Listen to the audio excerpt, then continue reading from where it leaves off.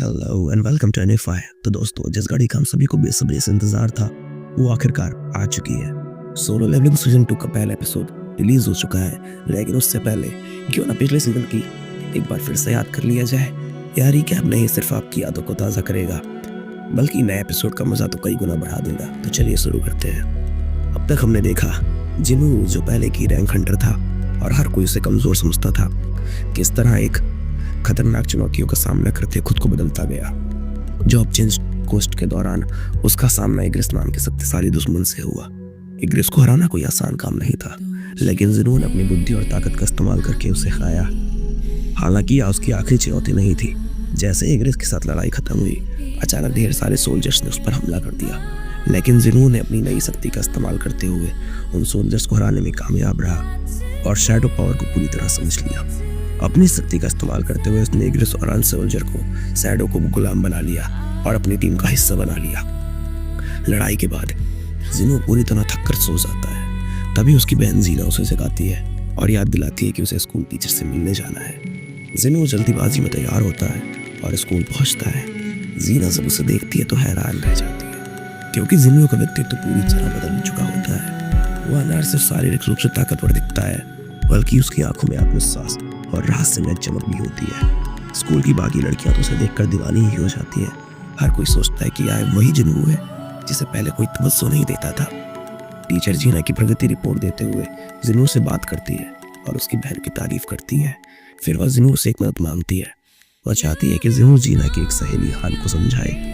हान को पढ़ाई पर ध्यान देने और हंटिंग से दूर रहने की जरूरत है। जिनू हान से मिलने जाता है।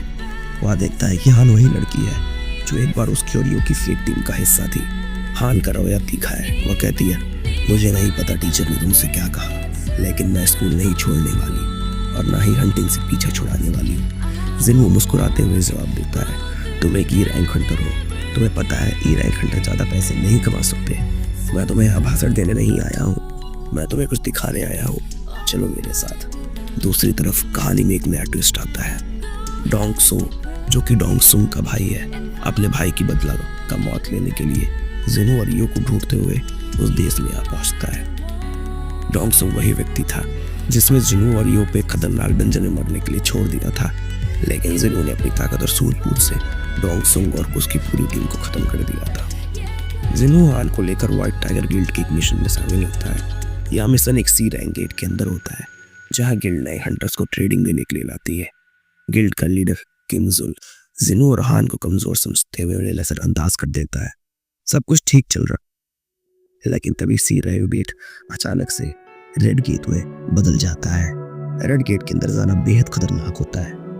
यहाँ एक ऐसी जगह होती है जहाँ से बाहर निकलने के लिए डंजन की बॉस को हराना जरूरी होता है। जिनू और उसकी टीम बर्फ से ढके खतरनाक इलाके में पहुंचती है। यहाँ हर कदम पर खतरा है। आइस बियर्स का एक झुंड उन पर हमला कर देता है, लेकिन जिनू अपनी ताकत और रणनीति से उन सभी को हराने में कामयाब हो जाता है। उन सबको लगता है कि खतरा टल गया है। तभी आइस बियर्स का बॉस सामने आता है। यह मॉन्स्टर इतना ताकतवर है कि जिनू के सारे शैडो सोल्जर्स को खत्म कर देता है। जिनू अपने सबसे ताकतवर शैडो सोल्जर इग्रिस को भेजता है। इग्रिस अपनी तेज रफ्तार और ताकत का इस्तेमाल करते हुए बॉस को हराने में कामयाब होता है। दूसरी ओर किम की टीम पर भीषण हमला होता है। किम समझता है कि उसे जिनू और हान को कमजोर समझने की गलती की थी। कहानी यही खत्म हो जाती है, लेकिन साफ यह है कि आगे की घटनाएं और भी रोमांचक और खतरनाक होगी। दोस्तों, यह एपिसोड वाकई जबरदस्त था। क्या यह आपको पसंद आया? अगर हाँ तो मुझे कमेंट करके जरूर बताएं और अगले एपिसोड के लिए तैयार रहें, क्योंकि यह सिर्फ शुरुआत है।